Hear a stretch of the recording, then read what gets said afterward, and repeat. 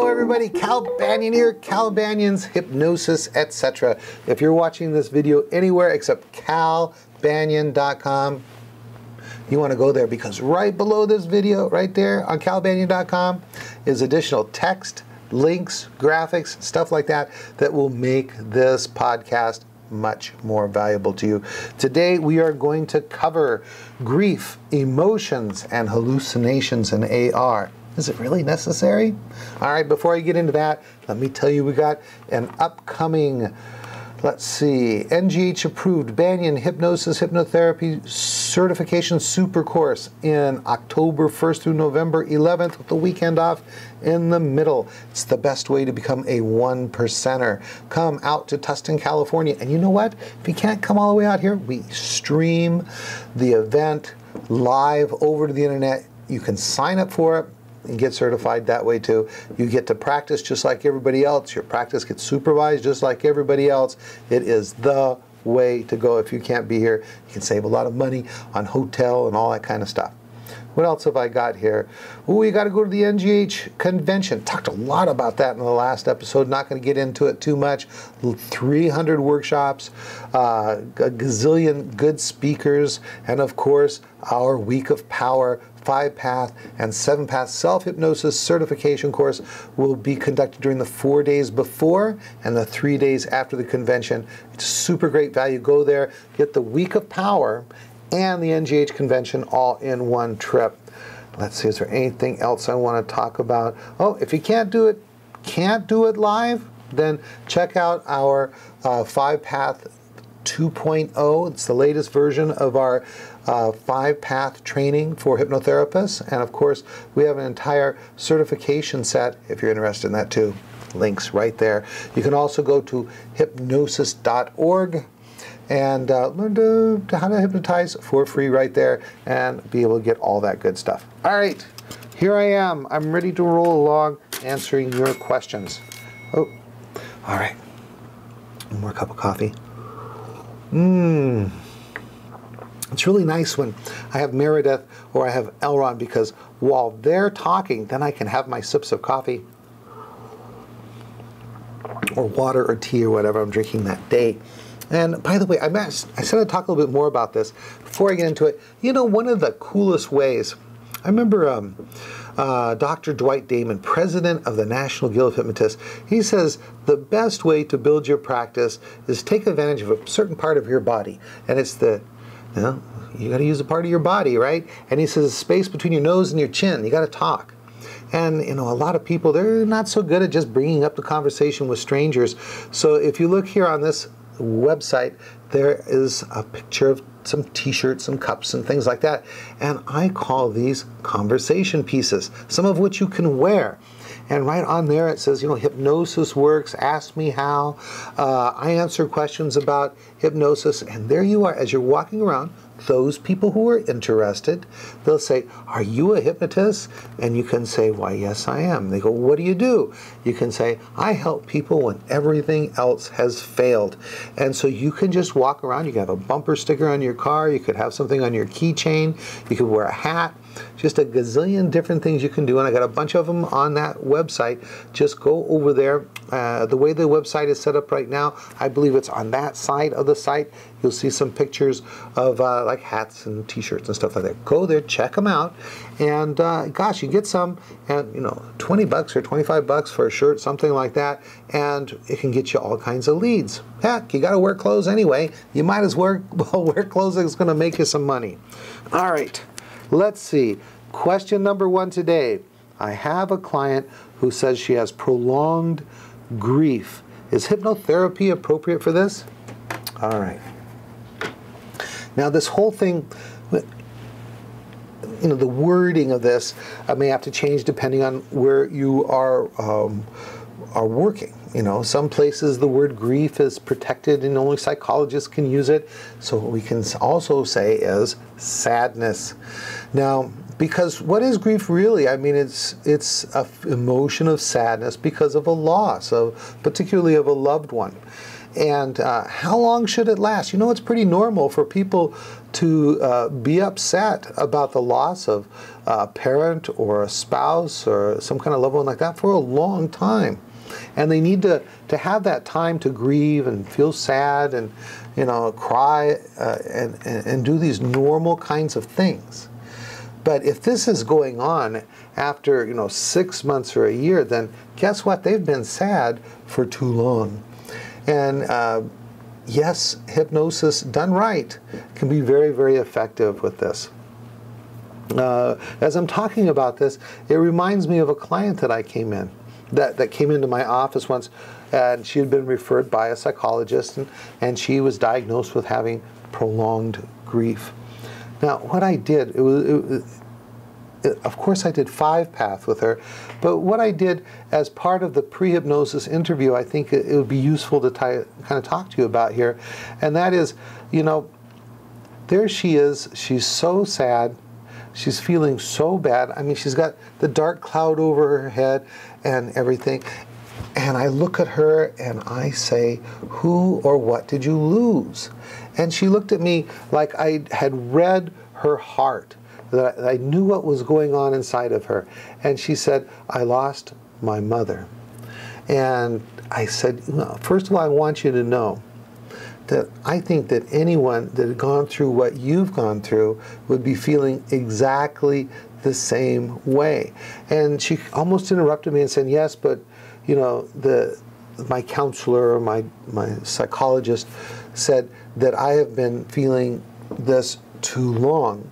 And I say, well, you know, I still would say that anyone that's been through exactly what you've been through would feel exactly this way. And so then I ask her, I say, tell me about your mom and your relationship with her. And she looks up and she thinks, well, of course, my mother was my mother. You know, she carried me for 9 months and raised me, and, you know, good times, bad times. Sometimes we got along, sometimes we didn't, but she was always my mom. And I said, okay, good. And I started thinking mentally, okay, well, there's one reason why she would be sad. She lost her mom. I said, what was your relationship with her otherwise? She goes, well, you know, after those rough teenage years, and when I got to be a grown up myself, I understood things better, and she became my friend. There's 2 things. And I thought, and she lost her friend. What else? Well, you know, my mom was the one person that could keep a secret for me. I could tell her anything, and we'd keep it just between the 2 of us. Confidant. She lost her confidant. And I say, is that it? And she said, no. She was also probably the very best babysitter anyone could ever have, because she loved my children as if they were her own, because she was the grandma. I said, okay, so now she lost what? A babysitter, the very best she could possibly have. I said, so is that it? And here she almost smiled. She said, you know, nobody could go shopping like me and Mom. She was my very best shopping partner I could ever have. It was so much fun shopping with Mom. So the 5th thing that she lost was, or the 5th persona that she lost, was this one person she could go have fun with and shopping, one of the things she loved the most. So I said to her, I says, you know, no wonder you're so sad. When you think about your mom because it's, you know, Mother's Day or something like that, you feel sad. When you need a friend to do things with or to talk to, your friend, your best friend is gone. When you have a secret that you just got to tell someone about, some confidant, she is gone also. When you need a babysitter to take care of your children, the very best babysitter you could ever have is gone. And when you are up for having a good time, doing one of the things you love most, your shopping partner is gone. So a very big part of your life left when you lost your mother. And there's a reason for this. And what we're going to do in the hypnotherapy, I told her, is, gosh, there's a reason inside of you why you haven't built these relationships outside of your relationship with your mom. We're going to go in and we're going to find out what caused you to just trust only your mom for these many different kinds of things that you need friends and relationships for in your life. And then we proceeded to explain the secret language of feelings to her. We have a video about that, and gave her a copy of the book so she could start understanding why we're going to do this emotionally based work. So, is hypnosis appropriate for sadness and grief? Yes, but please, if someone has just had a major loss in their life, you don't want to start trying to get rid of it in 2 weeks or even 2 months. Let them go through that process. If someone's had a major loss, I will want them to have had a natural grief period of time of at least 6 months. The client I had worked with had lost her mother 2 years before, and it was still having a profound effect on her life. No. So we did phase 1, preparation, testing, convincing. I went right into doing some age regression and found out why she was insecure in making relationships outside of her relationship with her mother. We solved that, strengthened her so that she felt safe and secure in building those relationships outside of her relationship with her mother. We did phase 3, which is forgiveness of others, and of course the main culprit was her mother that kind of put the fear inside of her that it wasn't safe to trust people outside of the immediate family.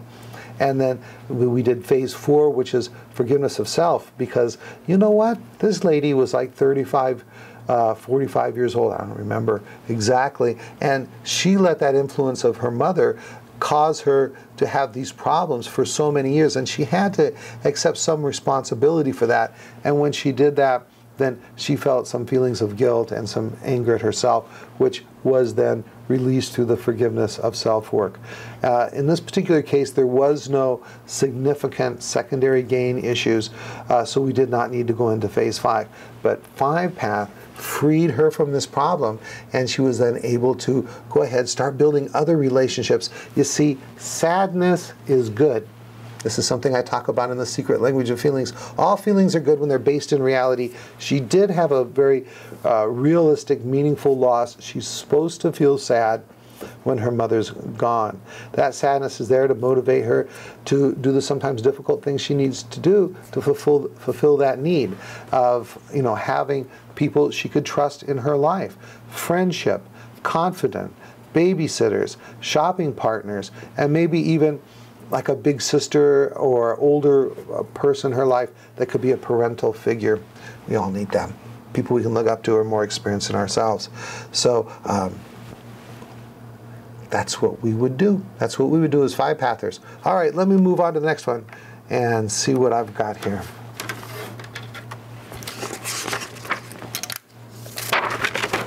Does the client need to hallucinate and believe she's reliving the past in order for age regression to be successful, or is it sufficient for the client to feel the emotions? All right. So, if you've been following me for any period of time, you know I'm a big, huge proponent of real age regression. Real age regression requires a deep level of hypnosis called somnambulism. And once they're in that level, they can hallucinate, which by this I mean relive an event that happened some time ago. And we will typically go back all the way to the first event, and many significant events, not many, at least a few significant events which occurred after the initial sensitizing event where it started. So the question is, once again, does the client need to hallucinate and believe she's reliving the past in order for the age regression to be successful, or is it sufficient for the client to feel the emotions? Okay. This is kind of complicated. So I've written out some notes here. I'm going to go through these 3 things I wrote down. I'll probably add to it also. You can have some success without revivification.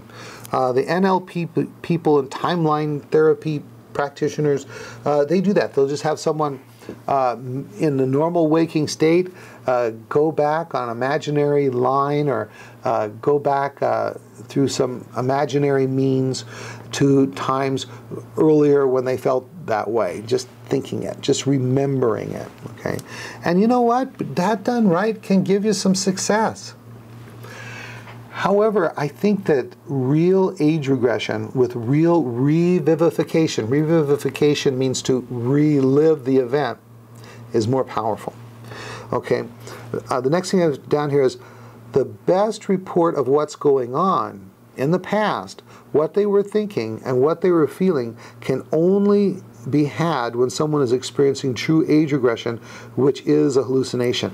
By that I mean, so you just have someone, sit there in the chair, you're talking to them, you go, oh, tell me about an earlier time when you felt that way, without hypnosis, or go back to an earlier time when this thing happened. It's not going to be as reliable a report than if you have someone in somnambulism and you do like the time tunnel technique, and let's say they have a fear of flying, and you say, where is that fear of flying happen in your body? Where does that fear happen? Now they're somnambulistic, they're already in deep hypnosis, they say, oh, I feel it, let's say, in their chest. I say, good, focus on that feeling in your chest and mentally go into that emotion and follow it back as if it were a tunnel, a time tunnel to the past. Now, when we do the time tunneling technique, we connect three things together. One is the mind, so that they are able to know what they were thinking back then. We also have the body sensations, because they're feeling it in their chest. And three, the emotions. They're locked together. Mind, emotion, body, all connected, which gives you a reliable conduit to the past. Okay? So we go back to that earlier event. Let's say that they're 40 now and they go back to 20 and they're feeling that feeling just before they're about to get onto an airplane. We're going to ask those famous 5 questions. What's happening? What are you thinking? What are you feeling? How old are you? That's where we find out that they're 20 in this event. And then the emotion, then if the emotion is familiar or new. Now, typically, these problems don't start when you're 20 years old, even though the client will tell you, oh, I've had this problem since I was 20 years old. They're almost always wrong about that. The initial sensitizing event almost always happens sometime before the age of 5, and most likely around 2 or 3 or younger. All right. So, when we have them reliving the event at 20 years old, in this event, we're going to say, what's happening? What are you thinking? What are you feeling? Is that feeling familiar or new? And how old are you? When they say this feeling is familiar, which it will be because it almost always starts before then, we say, good, where's that feeling in your body? 20.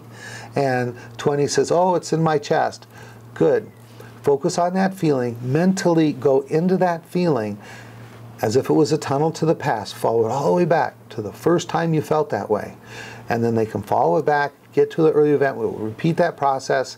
And if you're not familiar with the time tunneling technique, it's on one of the earlier episodes. Actually, it's on 3 earlier episodes. I go into it in a great amount of detail. Okay, we go back to the ISC.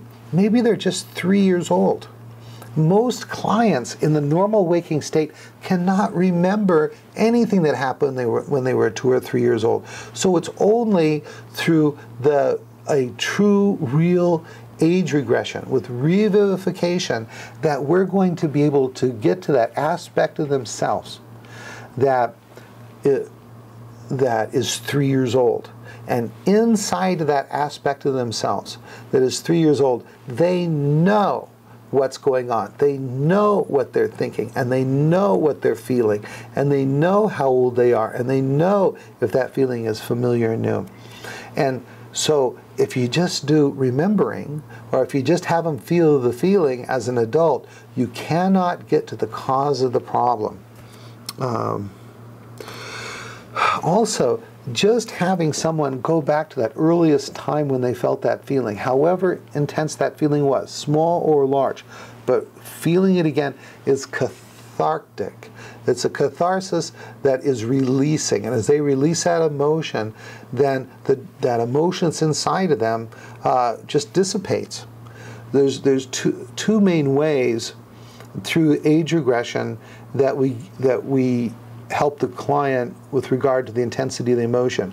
One is just through this releasing of the emotion, just letting it out. If someone is sad, then we encourage them to cry in that event. The other is by doing the informed child technique, which is like a reality check. We're going to go to that earliest event and then check for any misperceptions that the client is having. A lot of times, vast majority of times with our clients, we'll take them back to a time when they were 3, 4 years old. We'll find an event happens, they think something that's not based in reality, and then have emotional response that's not based in reality. For example, mother's going off to work for the very first time, and they're now 4 years old, and mom goes to work, and the child thinks, oh, I did something wrong, made mom want to leave me, oh my gosh, who's going to take care of me, no one's going to feed me, and they have all these thoughts, and it causes a fear inside. Okay. We can have then, of course, the adult aspect, go back and talk to the child and tell the child, mom's coming back, you're going to be fine, you get to grow up, and do this informing child work, and we reduce or eliminate or neutralize that false emotion through insight. Gosh. All right. So the question is, does the client need to hallucinate and believe she's reliving the past in order for age regression to be successful? Or is it sufficient for the client to just feel the emotions? Now, revivification can happen to varying degrees. And some people, they totally relive it as if it was the most realistic dream you've ever had. Other people, they just become aware of how old they are. They re-experience to some degree enough of the event so that they can get in touch with what they're thinking and what they're feeling, and whether that feeling is familiar or new. That's the information we need. They need to revivify to that extent. Okay? They may not be aware of every single detail that's going on, and you don't need it. There are things that we can do to make the event more real. We can have them explain to us what's going on. We can have them describe things that they're doing. If they're eating, we can have them tell us about the taste. We can have them start activating the 5 senses. If they're doing something which involves touch, we can have them describe the touch. If they're doing something that has a particular smell or aroma, we can have them describe that. If they're doing something that has a sound, they can tell us what they're hearing. And as they start activating these 5 senses, the revivification becomes more and more realistic, more and more alive. But I typically won't spend the time to activate all the 5 senses. I just need to know what's happening, what are they thinking, what are they feeling, and if that feeling is familiar, new, and how old they are. So another interesting thing about this question, she says, is it sufficient for the client to feel the feelings or emotions?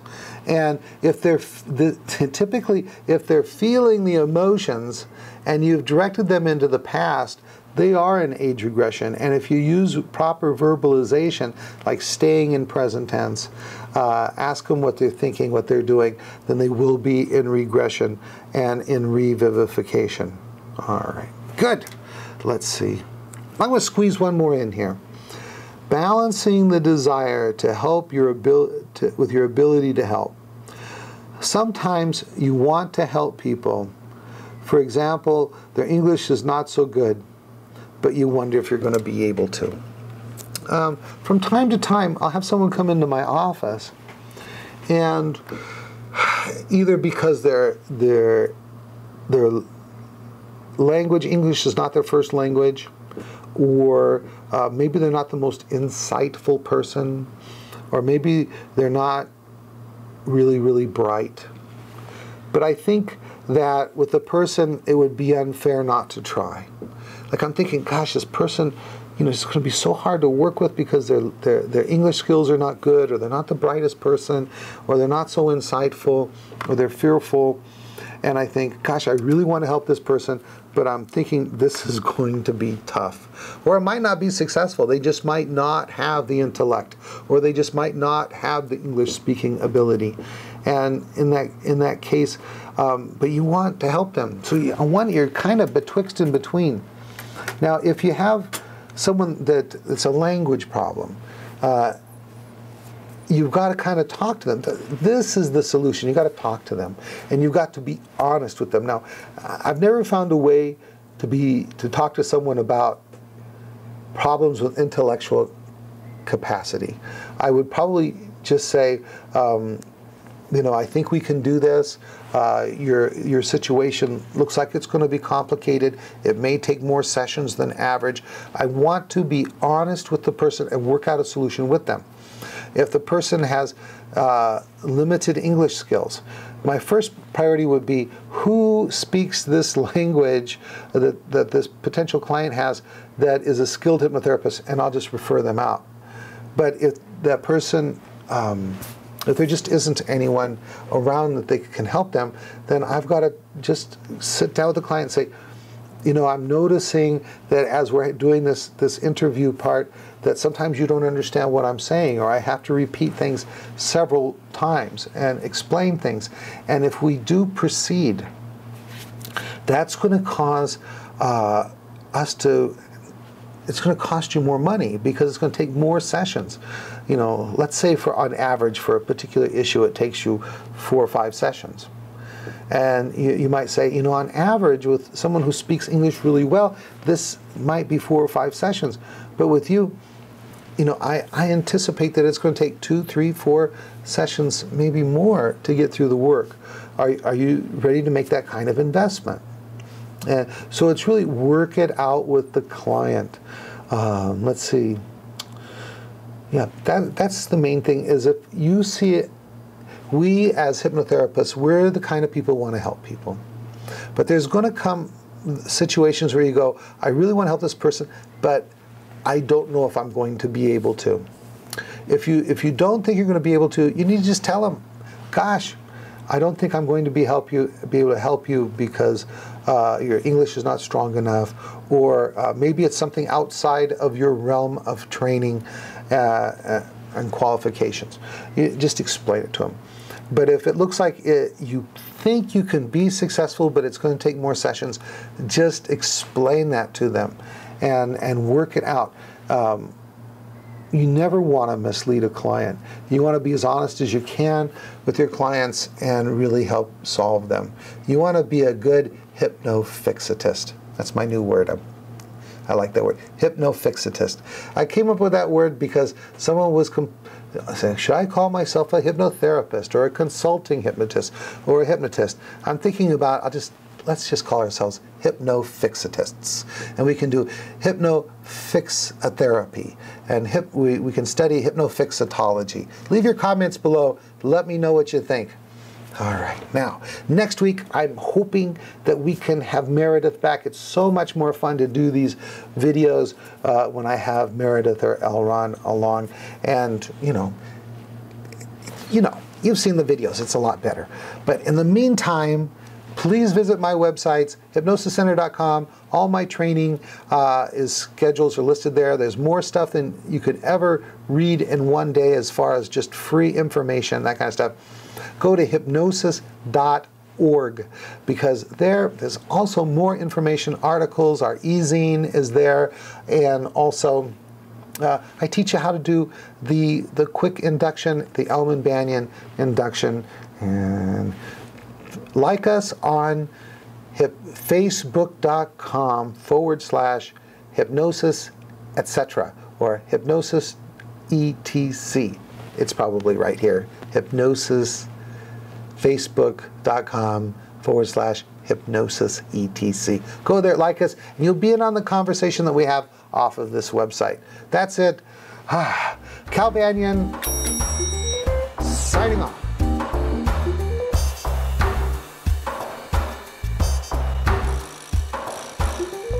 This recording is the property of Cal Banyan and Cal Banyan's Banyan Publishing Incorporated. All rights reserved, for private use only, may not be duplicated without written permission.